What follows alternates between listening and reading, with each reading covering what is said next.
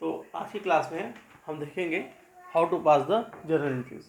Will begin with D K Goyal, page number 9.7 illustration first. ठीक है, D K Goyal page number 9.7 illustration first. ठीक है, तो यहाँ पे हमारा जो फर्स्ट इलस्ट्रेशन दिया है, हमको यहाँ पे क्या दिया है, देखो कुछ ट्रांजेक्शन्स दिए हुए हैं और हमने उन्हीं ट्रांजेक्शन को कैसे रिकॉर्ड करना है, कैसे उनकी एंट्रीज पास करनी है, ये हमें सीखना है। ठीक है, तो कुछ चीज़ें बड़ी बेसिक सी हैं। ठीक है, बेसिक सी चीज़ें क्या होंगी, जैसे हमारे ये फॉर्मेट हो गया, फॉर्मेट हमारा बिल्कुल clear, date, particular, ledger folio, debit amount and the credit amount, ये सारी चीज़ें हो गई। अब देखो हमको यहाँ पे लिखा हुआ इलस्ट्रेशन फर्स्ट में, enter the following transaction in the journal of Siyaram and sons. ठीक है, तो किसका जर्नल है, सियाराम एंड सन्स का। तो मैंने यहाँ पे देखो लिख दिया जर्नल में, जर्नल एंट्रीज। आगे तुम चाहो तो कंटिन्यू कर सकते हो, in the books of Siyaram and sons. When this time Siyaram and sons is the owner of the business. ठीक है, और उनके बिजनेस देखो कुछ ट्रांजेक्शन हुए हैं। ठीक है, जो ट्रांजेक्शन है उनकी डेट हमको दी हुई, date is 2018। This is the year, Jan is the month and first of Jan से इनके बिजनेस के ट्रांजेक्शन हमको दिए हुए हैं और हमने क्या करना है, हमको इन सारे के सारे ट्रांजेक्शन को रिकॉर्ड करना है। तो now see what is the first transaction. The first transaction that is Siyaram and sons started business with cash ₹50,000। Siyaram and sons ने क्या किया, बिजनेस स्टार्ट किया विद कैश और ₹50,000, 50,000 रुपये लगा के बिजनेस शुरू किया। तो जब इन्होंने बिजनेस शुरू किया 50,000 रुपीज़ इन्वेस्ट करके, ठीक है, जब इन्होंने बिजनेस शुरू किया 50,000 रुपीज़ इन्वेस्ट करके, तो from the business point of view क्या हुआ होगा, बिजनेस में एक तो कैश आया होगा और दूसरा कैपिटल होगा। Try to understand what I am saying. ठीक है, बिजनेस में क्या हुआ होगा, बिजनेस में कैश आया होगा और दूसरा क्या आया होगा, कैपिटल आया होगा। जब ओनर ने बिजनेस शुरू किया 1,00,000 रुपये, शायद 50,000 रुपीज़ लगा के, तो उसने पैसा बिजनेस को कैश में दिया होगा। बिजनेस के पॉइंट से हम देखेंगे तो क्या हुआ, बिजनेस में कैश है 50,000 रुपीज़, साथ साथ बिजनेस की एक कैपिटल नाम की लायबिलिटी राइज करके, यू नो कि whatever being provided by the owner to the business, that is known as what, that is known as capital from the business point of view. हम उसको क्या कहते हैं, हम उसको बिजनेस के पॉइंट ऑफ व्यू से कैपिटल ही कहते हैं, है ना। तो नाउ सी, अगर मैं तुझसे बात करूँ कैश की, तो cash is a real account and capital is a personal account. Entry पास करनी तो रूल हमको याद है, हम पहले देखेंगे ट्रांजेक्शन में कौन कौन से अकाउंट अफेक्टेड हो रहे हैं। तो कैश और कैपिटल दो अकाउंट अफेक्टेड हो रहे हैं, फिर इनके नेचर को आइडेंटिफाई करेंगे। तो कैश हमारा क्या है, रियल अकाउंट है, और कैपिटल हमारा क्या है, पर्सनल अकाउंट है। मैंने तुमको ये चीज़ बताई थी अकाउंट्स के क्लासिफिकेशन में। ठीक है, अब रूल लगाते हैं। अगर कैश रियल है तो उस पर रियल का रूल लगेगा, और कैपिटल अगर पर्सनल है तो उस पर पर्सनल का रूल लगेगा। अब अगर सियाराम ने बिजनेस शुरू किया, कैश इन्वेस्ट किया बिजनेस में, तो कैश बिजनेस में आ रहा होगा। ठीक है, और रियल का रूल क्या कहता है, डेबिट व्हाट कम्स इन, है ना। रियल का रूल क्या कहता है कि अगर रियल अकाउंट बिजनेस में आते हैं तो उनको हम क्या करते हैं, उनको हम डेबिट कर देते हैं। उस रूल के अकॉर्डिंग हमारा कैश क्या हो जाएगा, डेबिट हो जाएगा। और कैपिटल पर्सनल अकाउंट है, क्रेडिट द गिवर। ओनर क्या कर रहा है, बिजनेस को फंड प्रोवाइड कर रहा है बाय वे ऑफ कैपिटल। इस बार कैपिटल किसको रिप्रेजेंट कर रहा है, ओनर को। And since owner is giving resources to the business, owner is giving capital to the business, और रूल क्या कहता है, क्रेडिट द गिवर। के रूल्स हम क्या करेंगे, हम कैपिटल को क्रेडिट कर देंगे और हमारी एंट्री क्या बन जाएगी, we can easily pass entry that is cash, the entry will be what, cash account debit to capital account. How much he is investing? Rupees 50,000. Rupees 50,000. And you also know it very well that after passing the entries, हमको इससे related short information देनी होती है, जिसको हम क्या कहते हैं, जिसको हम नरेशन कहते हैं। और नरेशन में हमने हमेशा शुरुआत कैसे करनी है, बीइंग से करनी है। बीइंग आपने कॉमा दे दिया, अब आप नरेशन लिख देंगे। What is a narration, started business with cash. हाँ, यहाँ आप खाली लिख सकते हो being business started.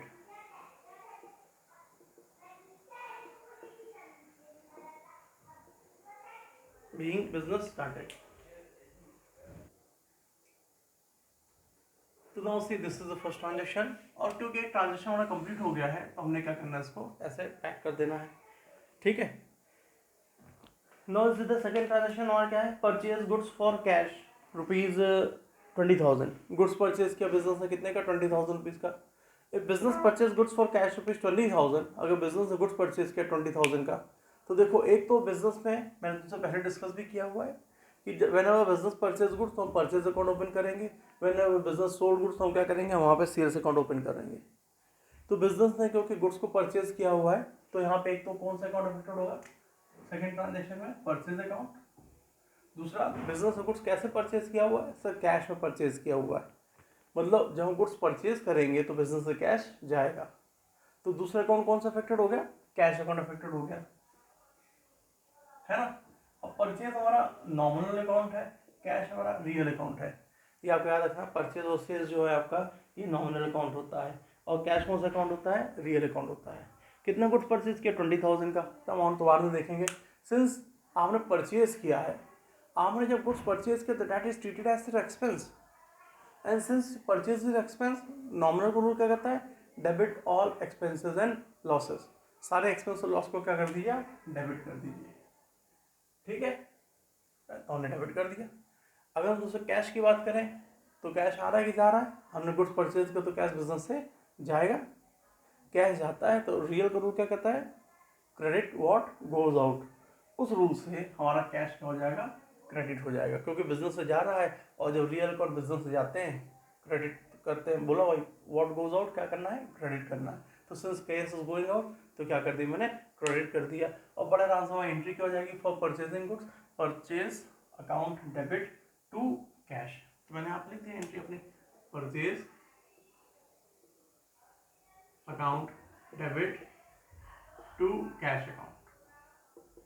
Now sir we have purchase goods for rupees 20,000, तो मैंने यहाँ पे अमाउंट कॉलम में 20,000 रुपीज डेबिट अमाउंट लिख दिया, और उसी तरीके से 20,000 रुपीज क्रेडिट अमाउंट लिख दिया, ठीक है। और आपको ये बात पता है कि जो नरेशन है, नरेशन की शुरुआत हमेशा आपने कैसे करनी है, बीइंग से करनी है, बीइंग और छोटे से इन्फॉर्मेशन। तो काहे की एंट्री काहे की है, गुड्स को परचेज करने की, तो हमने बीइंग के आगे क्या लिख दिया, गुड्स परचेज, ठीक है। नाउ ये किस डेट का ट्रांजेक्शन है, this is a transaction of second, तो मैंने यहाँ पे डेट टू डाल दी। अब देखो ईयर और मंथ में कोई चेंज नहीं हुआ, इसलिए मैंने इस कॉलम में ईयर और मंथ नहीं लिखा, पहले लिखा हुआ था, अभी 2018 जानी चल रहा है, ईयर और मंथ में कोई चेंज नहीं, इसलिए मैंने ईयर और मंथ यहाँ पे नहीं लिखा। सिर्फ उसे डे चेंज हुआ है तो मैंने यहाँ पे डेट डाल दी, ठीक है। नरेशन के बाद क्योंकि अब ट्रांजेक्शन कंप्लीट हो गया तो मैंने इसको क्या कर दिया, बंद कर दिया। होपफुली क्लियर है। एंट्रीज कैसे पास कर रहे हैं आपको हर एंट्रीज में। If you see your third transaction, तो see your third transaction what? Purchase goods from Subhas rupees 12,000. क्या बोल रहा है? Purchase goods from Subhas for rupees 12,000. Third transaction वाला। तो सबसे पहले बिजनेस ने गुड्स परचेज किया है, तो एक अकाउंट तो बिल्कुल क्लियर हो गया, सर जी गुड्स परचेज किया तो purchase account will be affected. दूसरा क्या बोला, फ्रॉम सुभाष, किससे गुड्स परचेज किया, सुभाष से गुड्स परचेज किया। तो यार ये वो बताओ, मैं बिजनेस हूँ, मैंने सुभाष से गुड्स को परचेज किया और मैंने सुभाष को याद रखा हुआ है, क्यों, पक्की बात है, मैंने अगर गुड्स सुभाष से उधार पे खरीदा है, क्रेडिट पे परचेज किया, तभी हम सुभाष को याद रखेंगे, अदरवाइज मुझे सुभाष को याद रखने की जरूरत नहीं है ना। मैंने गुड्स क्या किया, सुभाष से परचेज किया, कैसे, क्रेडिट बेसिस पे। अगर मैंने सुभाष से गुड्स परचेज किया होता, सुभाष को कैश पे पेमेंट कर दिया होता, तो सुभाष को याद रखने की जरूरत नहीं होती। यहाँ पे देखो ट्रांजेक्शन क्या बोला हुआ, third transaction, purchase goods from Subhash for cash बोला नहीं है, पार्टी का नाम भी मेंशन है, किससे गुड्स परचेज किया, सुभाष से, कैश की बात नहीं की, और हमने जिससे गुड्स परचेज किया उसका नाम मेंशन है, इसलिए इसको क्या मान दिया, सर क्रेडिट ट्रांजेक्शन मान दिया। याद रखना हर ट्रांजेक्शन जहाँ पे कैश की इंफॉर्मेशन ना दी हो और आपने जिससे गुड्स परचेज किया उसका नाम मेंशन हो, ध्यान सुनिएगा, अगर किसी ट्रांजेक्शन में कैश की इंफॉर्मेशन नहीं दी हुई है और साथ साथ आपने जिस पार्टी से गुड्स को परचेज किया उसका नाम दिया हुआ है, जैसे यहाँ पे कैश की बात नहीं की और जिससे आपने गुड्स परचेज किया उसका नाम दिया हुआ है, तो this is treated as a credit transaction. हम ऐसे ट्रांजेक्शन क्या मानते हैं, क्रेडिट ट्रांजेक्शन मान लेते हैं। हम मान लेते हैं कि सुभाष ने क्या किया, बिजनेस सुभाष से गुड्स क्रेडिट बेसिस से परचेज किया है, ठीक है, मेरी बात क्लियर हो गई। अब आप ध्यान से देखो, गुड्स परचेज किया तो पहले तो परचेज अकाउंट अफेक्टेड हो जाएगा, दूसरा कैसे परचेज किया, क्रेडिट पे, क्योंकि हमने गुड्स को क्रेडिट पे परचेज किया है, इससे हमको सुभाष को याद रखना पड़ेगा, है ना। तो दूसरा अकाउंट कौन सा अफेक्टेड हो गया? सुभाष, है ना। अब सर आपको याद करना है अकाउंट को आइडेंटिफाई करने के बाद कि इनका कौन सी कैटेगरी है। तो परचेज तुम्हारा नॉमिनल कैटेगरी है और सुभाष SUB सुभाष, ठीक है। दूसरा अकाउंट सुभाष अफेक्टेड हुआ। सुभाष हमारा पर्सनल अकाउंट है क्योंकि नाम है, ठीक है। आपने गुड्स परचेज किया, एक्सपेंस है, परचेज इज एक्सपेंस, आप इसको क्या करेंगे? आप इसको डेबिट कर देंगे। अकेला बचा सुभाष, क्या करोगे? क्रेडिट करोगे। सर आप यहाँ तो शॉर्टकट लगा सकते हो, यहाँ तो दिमाग में हो सुभाष पर्सनल अकाउंट है। मैंने अगर गुड्स परचेज किया, हम बिजनेस है, हमने गुड्स सुभाष से परचेज किया, तो सुभाष बिजनेस को गुड्स दे रहा होगा, सुभाष बिजनेस को गुड्स दे रहा होगा। और पर्सनल का रूल क्या है? क्रेडिट द गिवर के रूल से हम सुभाष को क्या कर देंगे? क्रेडिट कर देंगे। और बड़े आराम से अपनी यहाँ पे एंट्री पास कर सकते हैं। The entry is what? Purchase account debit to Subhash. Subhash क्योंकि नाम है इसलिए मैंने सुभाष के आगे अकाउंट नहीं लगाना, याद रखना। नाम के आगे अकाउंट वर्ड यूज करते हैं नहीं, इसे मैंने काट दिया, याद रखो, ठीक है। बाकी सबके आगे अकाउंट रखोगे, ठीक है। किसी एसेट्स के आगे, लैंड बिल्डिंग, किसी भी वर्ड के आगे, बस जो नाम होगा ना, नाम के आगे अकाउंट नहीं लिखते हैं। और अगर अकाउंट लगाना चाहते हो तो अपॉस्ट्रोफी S देके सुभाष अकाउंट कर दो, ठीक है। फिलहाल जरूरत ही नहीं है, ठीक है। आपने कितने गुड्स परचेज किए सुभाष से? Sir you have purchase goods worth ₹12,000 from Subhash. तो मैंने अमाउंट कॉलम में क्या लिख दिया? 12,000 अमाउंट लिख दिया। And after writing the amount, sir आप क्या कर सकते हो? एक छोटा सा नरेशन भी लिख सकते हो। क्या लिखोगे नरेशन में? Being goods purchase on credit, ठीक है। अगर चाहो तो नरेशन लिख सकते हो ब्रैकेट में, क्या? Being goods purchase on credit. आपने क्या किया? गुड्स को परचेज किया, कैसे बेसिस पे? क्रेडिट बेसिस पे, ठीक है। नरेशन लिख लोगे। अभी क्योंकि क्वेश्चन की शुरुआत है इसलिए हम यहाँ पे नरेशन भी लिख रहे हैं और साथ साथ फॉर्मेट रूल से कुछ पूरा प्रॉपर तरीके से बना रहे हैं। आगे कुछ क्वेश्चन के बाद हम लोग की जब प्रैक्टिस हो जाएगी तो ओरली खाली एंट्रीज पास कर सकेंगे, ठीक है। मैंने यहाँ लिख being goods purchase on credit, हमने गुड्स को क्या क्रेडिट बेसिस परचेज किया, मैंने उसकी इन्फॉर्मेशन यहाँ पे डाल दी है, ठीक है। Now will see our next transaction. The next transaction is of, अच्छा ये 4th डेट इसकी 4th 3 नहीं है, ठीक है। और जो नेक्स्ट ट्रांजेक्शन है दैट इज ऑफ 5th, है ना। परचेज फर्नीचर फॉर कैश ₹6,000, 5 तारीख का ट्रांजेक्शन क्या हमारा? Purchase furniture for cash ₹6,000। Business ने क्या किया? बिजनेस ने फर्नीचर परचेज किया, कैसे? कैश में, कितने का? ₹6,000 का। अब अगर बिजनेस ने फर्नीचर परचेज किया ₹6,000 का कैश में, ठीक है, तो पहला बिजनेस ने फर्नीचर परचेज किया, ठीक है।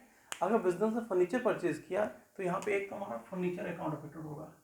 अब आप में से कई लोगों को प्रॉब्लम होगी कि सर फर्नीचर परचेज किए तो परचेज अकाउंट क्यों नहीं अफेक्टेड होगा, है ना।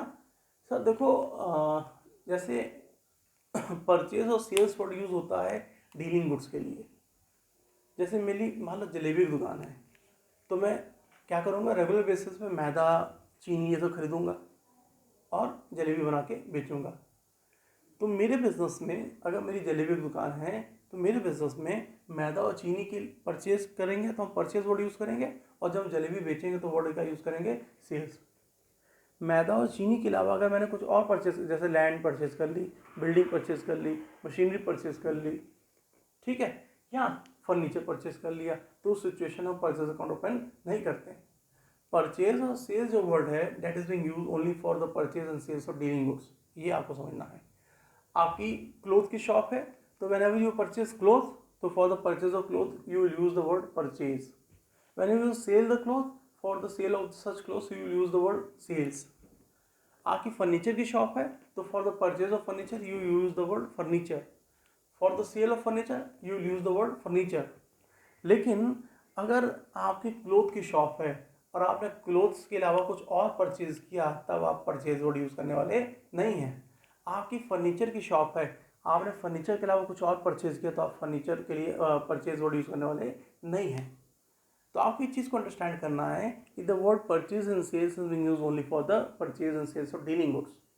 दिस टाइम हमने क्या परचेज किया? फर्नीचर परचेज किया। फर्नीचर हमारा डीलिंग गुड्स नहीं है क्योंकि लिखा परचेज फर्नीचर, ठीक है। Purchase of furniture for cash. हमारा कुछ और डीलिंग गुड्स है, फर्नीचर डीलिंग गुड्स नहीं, फर्नीचर वाले क्या असेट है, तो जब हम असेट परचेज करते हैं तो उसका क्या करते हैं, नाम लिखते हैं। परचेज वर्ड यूज वहाँ पे नहीं करेंगे। दिस रीजन हमने फर्नीचर परचेज किया तो एक तो फर्नीचर अकाउंट ओपन हो गया, दूसरा कैसे परचेज किया फर्नीचर ने, कैश में। तो अगर हमने फर्नीचर परचेज किया तो बिजनेस से कैश जाएगा, तो दूसरा अकाउंट कौन सा अफेक्टेड हो गया हमारा, कैश अकाउंट अफेक्टेड हो गया। ठीक है, फर्नीचर जो है that is our real account and cash is also a real account. Furniture asset is real account है और कैश असेट वो भी रियल अकाउंट है। अब जब हमने फर्नीचर खरीदा तो बिजनेस में फर्नीचर आएगा और बिजनेस में कैश जाएगा। रूल देखते हैं रियल का, डेबिट व्हाट कम्स इन के रूल से हम फर्नीचर को डेबिट कर देंगे और कैश जाएगा। Credit what goes out, real account rule नहीं है ना, क्रेडिट व्हाट गोज आउट के रूल से हम क्या कर देंगे, कैश को क्रेडिट कर देंगे और हमारी एंट्री क्या बन जाएगी, हम बड़े आराम से अपनी एंट्री पास कर सकते हैं, that is furniture account debit to cash account, furniture account debit to cash account. Sir कितने का फर्नीचर परचेज किया, 6,000 रुपीज़ का, तो आपने अमाउंट कॉलम बिल्कुल यहाँ पे प्रॉपर तरीके से 6,000 दोनों साइड लिख दिया। एंड आफ्टर दैट आप यहाँ पे क्या लिखोगे, बीइंग फर्नीचर परचेज, चाहो तो आगे लिख सकते हो फॉर कैश, मर्जी आपकी, लिखना चाहो तो लिख लो, नहीं लिखना चाहो तो कोई बात नहीं। Being furniture purchase, this is how will pass the entries. ये इसको हम क्या कहते हैं, एंट्रीज पास करना। ये हमारी 5 क्या हो गई, ये हमारी जो एंट्री, ये एंट्रीज हो गई। और एंट्रीज पास करके हम क्या कर पाते हैं, ट्रांजेक्शन को रिकॉर्ड कर सकते हैं। नेक्स्ट ट्रांजेक्शन देखते हैं। नेक्स्ट ट्रांजेक्शन क्या है, purchase paid cash to Subhash ₹8,000। Business ने सुभाष हो गया क्या, कैश पे किया, कितना कैश पे किया, 8,000 रुपीज़। अब ध्यान से देखो, यहाँ तक कोई दिक्कत तो नहीं है। बिजनेस ने 8,000 रुपीज़ कैश पे किया सुभाष को, तो बिजनेस अगर सुभाष को देखो, पहले बिजनेस ने क्या किया, सुभाष से गुड्स परचेज किया था। एक आप ये ट्रांजेक्शन देखिएगा 4th वाला, है ना, बिजनेस ने सुभाष से गुड्स परचेज किया था। अभी क्या हो रहा है, 10 तारीख को बिजनेस क्या कर रहा है, सुभाष को कैश पे कर रहा है। तो जब बिजनेस सुभाष को कैश पे करेगा, ट्राई टू अंडरस्टैंड, जब बिजनेस पे करेगा कैश तो बिजनेस से कैश जाएगा, तो एक तो कैश अकाउंट अफेक्टेड हो गया, दूसरा किसको पे किया, सुभाष को। जब हमने सुभाष से गुड्स परचेज किया था तो देखो सुभाष हमारी लायबिलिटी बन गई थी, हम सुभाष को पे करेंगे तो सुभाष नाम की लायबिलिटी घटेगी, तो दूसरा कौन सा अकाउंट अफेक्टेड होगा, सुभाष का। ट्राई टू अंडरस्टैंड लायबिलिटी कैसे बन गई, मैंने जब सुभाष से गुड्स को क्रेडिट में परचेज किया था, मैंने मतलब बिजनेस ने जब सुभाष से गुड्स क्रेडिट में परचेज किया तो सुभाष लायबिलिटी बन गई थी, क्योंकि बिजनेस को सुभाष को पे करना पड़ता। ठीक है, तो आज हम पेमेंट करें तो सुभाष नाम की लायबिलिटी क्या हो रही है, घट रही है ना, इसलिए दूसरा अकाउंट कौन सा अफेक्टेड हुआ, सुभाष अफेक्टेड हुआ। आपको इस चीज़ को भी अंडरस्टैंड करना चाहिए, दिमाग में आता है ऐसा, why Subhash is being affected, this is the reason, because when you purchase goods from Subhash तो Subhash become a liability from the business point of view. When business is making payment to Subhash, so liability by the name of Subhash is decreasing. This is the reason second account Subhash is being affected. Sir, cash कौन सा account है? You know that cash is a real account. Subhash कौन सा account है? सुभाष कौन सा account है? Personal account. क्यों? क्योंकि सुभाष नाम है, इसलिए personal account हो जाएगा। ठीक है, अब कैश आ रहा है कि जा रहा है? कैश जा रहा है, तो रियल को रूल लगाओ। रियल को क्या कहता है, क्रेडिट व्हाट गोज आउट। अगर रियल अकाउंट बिजनेस जाता है तुमको क्या करना है, उनको करना है क्रेडिट। अकेला बचा सुभाष, तो सुभाष को क्या कर दोगे, डेबिट कर दोगे।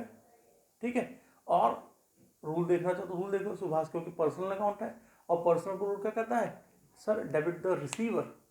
अगर बिजनेस ने पेमेंट किया सुभाष को तो सुभाष क्या कर रहा है, Subhash is receiving that amount ना, और रूल क्या कहता है, डेबिट द रिसीवर। इस रूल के बेसिस पर सुभाष को क्या कर देंगे, डेबिट कर देंगे, और आप बड़े आराम से अपनी एंट्री पास कर सकते हैं। You entry is what, you entry will be Subhash debit to cash account. ऐसा ऑलरेडी टोल्ड यू कि नाम क्या के अकाउंट नहीं लिखते हैं, इसलिए मैंने सुभाष का अकाउंट नहीं लिखा। ये किस डेट का ट्रांजेक्शन है, होपफुली 10th का ट्रांजेक्शन है। ठीक है, और कितना कैश मैंने पे किया, 8,000 रुपीज़, तो हमने यहाँ पे 8,000 रुपीज़ डेबिट कॉलम में और 8,000 रुपीज़ कैश के सामने क्रेडिट कॉलम में लिख दिया। और बेहतर होगा अगर आप ब्रैकेट में लिखते हैं बीइंग कैश पेड, ठीक है, बीइंग कैश पेड। नेक्स्ट जो हमारा ट्रांजेक्शन है that is what, that is 16 का, purchase goods from Ravi for cash rupees 7500। देखो ध्यान से पढ़ो क्या बोल रहा है सर, हमारा 16 का transaction, purchase goods from Ravi for cash. Purchase goods from Ravi, अगर खाली इतना बोला होता that purchase goods from Ravi, business से रवि से गुड्स परचेज किया, तो हम इसको क्रेडिट ट्रांजेक्शन मानते हैं। लेकिन आगे भी लिखा हुआ है that purchase goods from Ravi for cash, cash में हमने रवि से कैश गुड्स कैसे परचेज किया, कैश में परचेज कर लिया, this is the cash transaction. Because यहाँ पे खुद ही मेंशन है फॉर कैश, पार्टी का नाम तो दिया हुआ है हमने जैसे गुड्स परचेज किया, लेकिन उसके साथ साथ फॉर कैश भी मेंशन है, तो this is a cash transaction. तो when business purchase goods for cash, तो एक तो परचेज अफेक्टेड होगा, दूसरा क्योंकि कैश में परचेज किया इसलिए कैश अफेक्टेड होगा। तो आज दिमाग वाला सर रवि क्यों नहीं अफेक्टेड होगा, मैंने कहा रवि अफेक्टेड नहीं होगा। क्यों भाई रवि क्यों नहीं अफेक्टेड होगा? भाई मैंने बिजनेस रवि से गुड्स परचेज किया, मान लो ये रवि के बाद मैंने रवि से परचेज किया और रवि को कैश पेमेंट कर दिया। जब मैंने रवि को कैश पे पेमेंट कर दिया तो मुझे रवि को याद रखने की ज़रूरत नहीं है। I will not maintain any kind of relation with Ravi because I made the payment to Ravi. आप जिस सप्लायर को, अपने जिस दुकानदार को कैश पे पेमेंट कर देते हो, आप उसको याद रखते नहीं हो उसको, क्योंकि भाई पेमेंट कर दिया तो याद रखने की कोई ज़रूरत ही नहीं है, ठीक है। तो रवि को क्योंकि कैश पे पेमेंट कर दिया गया, इसलिए Ravi will not be affected. तो only two accounts are will be affected, that is purchase and cash. अब तुमको पता है परचेज कौन सा अकाउंट है, तो आप कहोगे सर परचेज तो नॉमिनल अकाउंट है, कैश कौन सा अकाउंट है, कहोगे सर रियल अकाउंट है। Now you can pass the entry. आपने गुड्स परचेज किया, सिंस इट इज एक्सपेंस क्या करोगे, डेबिट कर दोगे। Ravi personal sorry cash real account है, आ रहा है जा रहा है सर, कैश हमने गुड्स परचेज करते कैश पे पेमेंट करेंगे, कैश जा रहा है। रियल रूल क्या कहता है, क्रेडिट व्हाट गोज आउट, ये रूल से आप कैश को क्या कर दोगे, क्रेडिट कर दोगे, और आप बड़े आराम से अपनी एंट्री पास कर सकते। That is what, that is purchase account debit to cash account, ठीक है। आपने गुड्स कितने का परचेज किया, 7500 का, तो आपने 7500 यहाँ पे लिख दिया और आपने 7500 यहाँ पे भी लिख दिया, और ब्रैकेट में जरूर से लिख दोगे नरेशन क्या, बीइंग गुड्स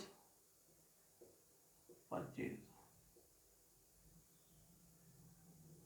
और डेट भी डाल दो। डेट हमारी कब की हो जाएगी 16 की, तो मैंने 16 यहाँ पर रख दी, ठीक है। क्लियर है नहीं क्लियर? अब 16 के बाद नेक्स्ट ट्रांजेक्शन देखते हैं हमारा 17 का, purchase goods from Ravi rupees 5000। अब देखो 17 का, अब 16 और 17 में डिफरेंस भी जानने की कोशिश करो। 16 वाले में क्या लिखा था, लिखा था purchase goods from Ravi for cash, वहाँ फॉर कैश मेंशन था, अंडरलाइन कर लो फॉर कैश, ठीक है। लेकिन अगर मैं नेक्स्ट ट्रांजेक्शन देखूँ तो नेक्स्ट ट्रांजेक्शन में क्या लिखा हुआ है, वहाँ लिखा है purchase goods from Ravi for rupees 5000, है ना, परचेज गुड्स फ्रॉम रवि। अगर 17 तारीख के ट्रांजेक्शन को देखें तो वहाँ पे लिखा purchase goods from Ravi, business ने रवि से गुड्स परचेज किया। सर क्वेश्चन में पार्टी के नाम मेंशन है जिसने गुड्स परचेज किया, और कैश की कोई इन्फॉर्मेशन नहीं दी हुई है। देखो लिखा ना purchase goods from Ravi, business ने क्या किया, रवि से गुड्स परचेज किया। तो हमने जो गुड्स परचेज किया है, पार्टी का नाम मतलब मेंशन है और कैश की कोई इन्फॉर्मेशन दी हुई नहीं है। क्योंकि पार्टी का नाम मेंशन है और कैश की कोई इन्फॉर्मेशन नहीं दी हुई है, इसलिए ये हमारा कैसा ट्रांजेक्शन है, क्रेडिट ट्रांजेक्शन है।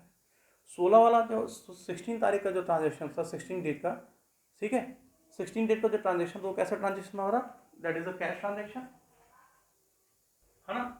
तो 16 का जो ट्रांजेक्शन था वो कैसा ट्रांजेक्शन था हमारा, that is a cash transaction, ठीक है, क्योंकि वहाँ पे लिखा था फॉर कैश लास्ट में। लेकिन 17 के अगर हम ट्रांजेक्शन को देखें तो that is a credit transaction, क्योंकि वहाँ पे हमको पार्टी का नाम मेंशन नहीं था। वहाँ क्या लिखा था, परचेज गुड्स फ्रॉम रवि, आगे कुछ बोला नहीं, तो हमने गुड्स परचेज किया रवि से, ठीक है।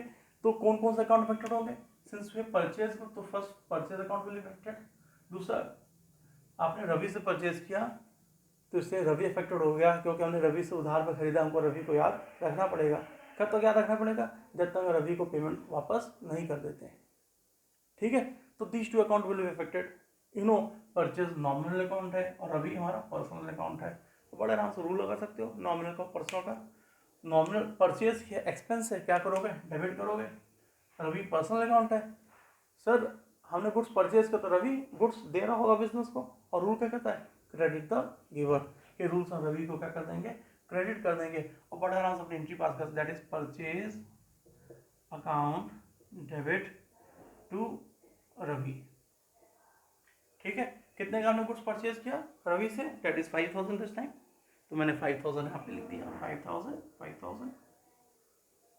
ठीक है, डेट हमारी क्या है 17। नरेशन तुम घर पे लिखोगे, दैट इज होमवर्क, आराम से लिख सकते हो, उसमें कोई दिक्कत नहीं है नरेशन। नेक्स्ट ट्रांजेक्शन देखा तो नेक्स्ट ट्रांजेक्शन क्या बोल रहा है, ब्रॉड मशीनरी फॉर कैश। हमने मशीनरी परचेज की कैश में, ब्रॉड मीन्स परचेज मशीनरी। अगर हमने मशीनरी परचेज की तो ध्यान से देखो, अगर आपने मशीनरी परचेज की, purchase account will not be open because purchase machinery is not a dealing goods,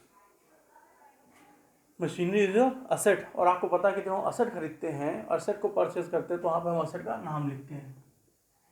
कौन सा असेट खरीदा आपने, मशीनरी नाम की, कैसे खरीदी, और कैश, तो दूसरा अकाउंट कौन सा अफेक्टेड हो गया, कैश अकाउंट अफेक्टेड हो जाएगा। ध्यान से समझिएगा, आपने क्या बोला, ब्रॉड मशीनरी फॉर कैश। ठीक है, बिजनेस ने मशीनरी खरीदी, तो मशीनरी अगर हम असेट खरीदते हैं तो उसका नाम लिखते हैं, परचेज वर्ड यूज करने वाले नहीं है, because you know that word purchase is use only for the purchase of dealing goods. हम परचेज वर्ड यूज करते हैं सिर्फ और सिर्फ डीलिंग गुड्स के परचेज के लिए, और मशीनरी हमारी डीलिंग गुड्स नहीं है। मशीनरी तो हमारा असेट है भाई। ठीक है, तो एक मशीनरी अकाउंट अफेक्टेड हो गया, और आपने मशीनरी कैसे परचेज की, कैश में, इससे दूसरा अकाउंट कौन सा अफेक्टेड हो गया, कैश। अब अगर देखो तो मशीनरी को सर मशीनरी रियल अकाउंट है, और कैश भी क्या है, रियल अकाउंट है। मशीनरी आ रही है, रूल कहता है debit what comes in, cash जा रहा है, रियल का रूल कहता है क्रेडिट व्हाट गोज आउट। ये रूल्स आपकी एंट्री कर जाएगी, machinery account debit to cash account. आप बड़े आराम से यहाँ पे अपनी एंट्री लिख सकते हो, that is machinery account debit to cash account. And आपने मशीनरी कितने की परचेज की, you purchase machinery for rupees 8000, तो आप अमाउंट कॉलम में 8000 लिख दोगे, और डेट कॉलम में आपने परचेज की 20 तारीख को, तो यहाँ पे 2020 लिख दोगे, डेट भी डाल दिया आपने, है ना। Now will see the last transaction. अगर हम लास्ट ट्रांजेक्शन देखें तो लास्ट ट्रांजेक्शन क्या है, that is paid rent rupees how much 400। Business ने रेंट का पेमेंट किया, पेमेंट भाई साहब बिजनेस पेमेंट कैसे करेगा, बिजनेस पेमेंट तो करेगा कैश में, तो ये तो कैश अकाउंट अफेक्टेड हो गया। किसका पेमेंट किया, रेंट का, तो पेमेंट किया अगर बिजनेस ने, तो रेंट नाम का एक एक्सपेंस अराइज कर जाएगा। ठीक है, हमने जिस चीज़ का पेमेंट किया वो अकाउंट ओपन करेंगे, और पेमेंट कैसे करोगे, कैश में, तो कैश का बैलेंस घटेगा बिजनेस, इसलिए दूसरा अकाउंट कैश अफेक्टेड हो गया। Rent is a nominal account and cash is a real account. Rent expense है ना बिजनेस को, हमको पे करना पड़ेगा, इससे नॉमिनल अकाउंट है, और कैश क्या है, रियल अकाउंट है क्योंकि असेट है। अब रूल देखते हैं, हमने पेमेंट किया रेंट का, एक्सपेंस है, रूल क्या कहता है, डेबिट ऑल एक्सपेंसेस और लॉसेस, इसलिए क्योंकि एक्सपेंसेस को क्या करना पड़ेगा, डेबिट करना पड़ेगा। कैश आ रहा ही जा रहा है, सर कैश जा रहा है, रेंट पेड बोला ना, हाँ पेड बोला, पेमेंट हमने किया, कैश जा रहा है, कैश जाता है तो रूल क्या कहता है, क्रेडिट व्हाट गोज आउट। ये रूल्स उसको क्या करेंगे, क्रेडिट, और हमारी एंट्री बन जाएगी, that is what, that is rent account debit to cash account. और जगह नीचे नहीं है इसलिए मैं यहाँ पे पास नहीं कर रहा हूँ, लेकिन तुम आराम से एंट्री पास कर सकते हो, आपकी एंट्री कर जाएगी rent account debit to cash account. Hopefully no issues are there. Now अगर आपको कोई दिक्कत नहीं है तो illustration second and illustration third, ठीक है, illustration second and illustration third, these two questions are your homework, please उनको सॉल्व कर लेना। और अगर वहाँ पे कोई दिक्कत आती है तो आप मुझे व्हाट्सअप कर सकते हो पर्सनली।